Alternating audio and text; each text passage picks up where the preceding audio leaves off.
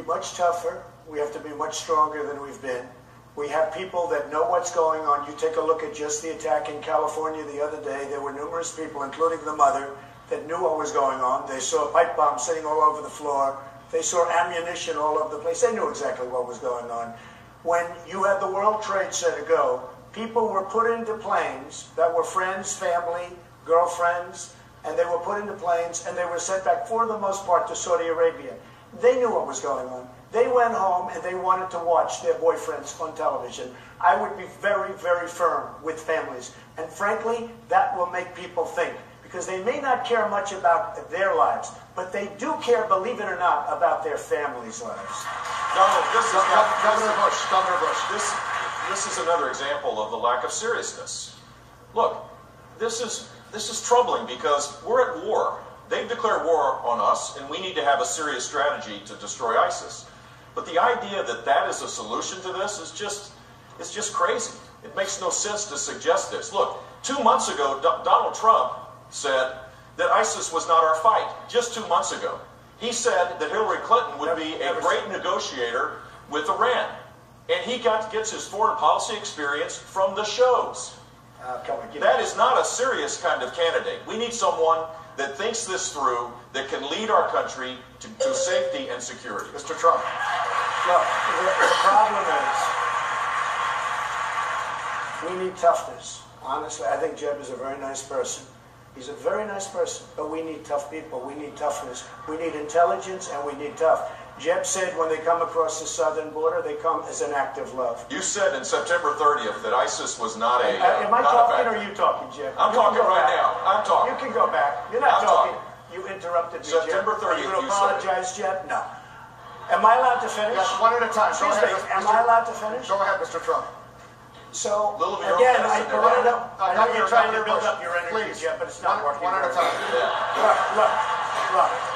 We need a toughness. We need strength. We're not respected as a nation anymore. We don't have that level of respect that we need. And if we don't get it back fast, we're just going to go weaker, and just disintegrate. We can't allow that to happen. We need strength. We don't have it. When Jeb comes out and he talks about the border, and I saw it, and I was witness to it, and so was everyone else, and I was standing there, they come across as an act of love. He's saying the same thing right now with radical Islam. And we can't have that in our country. It just won't work. We need strength. Governor Bush. Donald, you're not going to be able to insult your way to the presidency. That's not going to happen. And I do have the strength.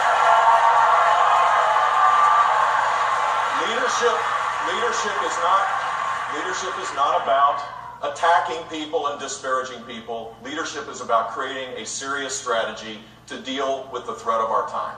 And I laid out that strategy before the attacks in Paris and before the attacks in San Bernardino, and it is the way forward. We need to increase our military spending. We need to deal with a no-fly zone in Syria, a safe zone. We need to focus on building a military that is second to none so that we can destroy Islamic terrorism. With Jeb's attitude, we will never be great again. That I can tell you. We will never be great again. All right, Hugh Hewitt at Danabash. Hugh, go ahead with the next question. Dr. Carson. Various people that, frankly, if they were there and if we could have spent that $4 trillion in the United States to fix our roads, our bridges, and all of the other problems, our airports, and all of the other problems we have, we would have been a lot better off. I can tell you that right now. We have done a tremendous disservice, not only to the Middle East, we've done a tremendous disservice to humanity. The people that have been killed, the people that have been wiped away, and for what? It's not like we had victory. It's a mess. The Middle East is totally destabilized, a total and complete mess. I wish we had the $4 trillion or $5 trillion. I wish it was spent right here in the United States on our schools, hospitals, roads, airports, and everything else that are all falling apart. Thank you. That is exactly what President Obama said. Go ahead. That's exactly what President Obama has said. I'm amazed to hear that from a Republican presidential candidate. But let's just start with who got it wrong. Who really got it wrong? Hillary Clinton has gotten every foreign policy challenge wrong. The gimmicky red reset button with Vladimir Putin. Recall that she called Bashar al-Assad a positive reformer, and then she opened an embassy. And then later she said over and over and over again, Bashar al-Assad must go, although she wasn't prepared to do anything about it.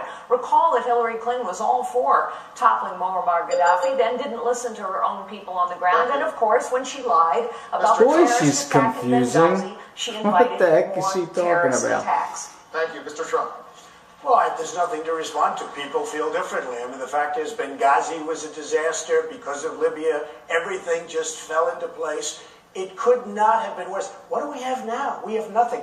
We've spent $3 trillion and probably much more. They have no idea what we spent. Thousands and thousands of lives. We have nothing. Wounded warriors all over the place who I love. We have nothing for it. And by the way, and Ben said, and correctly, and I'm not saying this is a knock, because this is one of the finest men. You're not going to find a finer man. But I've been talking about oil for 3 years. I've been saying, take the oil, take the oil. I didn't say just bomb it. I said take it and use it and distribute it so that the wounded warriors and people. But I've been saying this now for many years. Now, all of a sudden, everybody's saying take the oil. It wasn't so fashionable to take the oil 6 months ago. I've been saying it for years. Dr. Carson, is the Middle East, Dr. Carson, is the Middle East better off? Mr. Trump, my listeners tell me again and again they're worried that Hillary Clinton will win the White House because you run as an independent. Are you ready to reassure Republicans tonight that you will run as a Republican and abide by the decision of the Republicans? I really am. I'll be honest. I really am. I mean, people have been putting me to press. I really am. Dr. Carson, can I just finish? Oh, please. I've gained great respect for the Republican leadership. I've gained great respect for many, and I'm going to even say all, in different forms, for the people on the dais. In different forms. But I have great respect for the people I've met through this process. I've never done this process before. I've never been a politician. I mean, for the last 6 months, I've been a politician. But I will tell you, I am totally committed to the Republican Party. I feel very honored to be the front runner. And I think I'll do very well if I'm chosen. If I'm so fortunate to be chosen, I think I'll do very well. Polls have come out recently say I would beat Hillary. I will do everything in my power to beat Hillary Clinton. Dr. Carson, Mr. Trump just committed to staying the distance regardless of the result. How about you? Well, you know, the statement that I made last week that I would leave the party was contingent upon whether, in fact, the party acts like they have in the past with a lot of subterfuge and dishonesty, or like they're going to act now, because I spoke to Reince Priebus and he assured me that the Washington Post writer had it all wrong and that they're not going to be engaging in anything to thwart the will of the people. That's why I got into this race as a member of We the People to try to bring some honesty and integrity back to the process. All right, candidates, we have more coming up when we come back. Everyone will have an opportunity to explain why this particular candidate, each of you on the stage, believes he or she should be the Republican president. Mr. Trump, just this weekend you said Senator Cruz is not qualified to be president because he doesn't have the right temperament and acted like a maniac when he arrived in the Senate. But last month you said you were open to naming Senator Cruz as your running mate. I did. So why would you be willing to put somebody who's a maniac one heartbeat away from the presidency? But I've gotten to know him over the last 3 or 4 days. He has a wonderful temperament. He's just fine. Don't worry about it. Okay.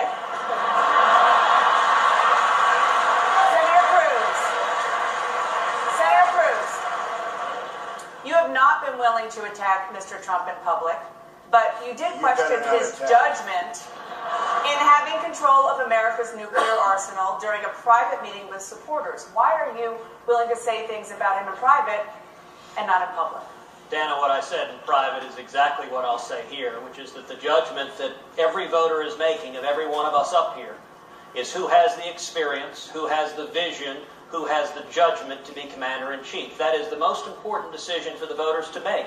That's a standard I'm held to, and it's a standard everyone else is held to. Dr. Carson just referenced the single most important job of the president, the command, the control, and the care of our nuclear forces. And he mentioned the triad. The B-52s are older than I am.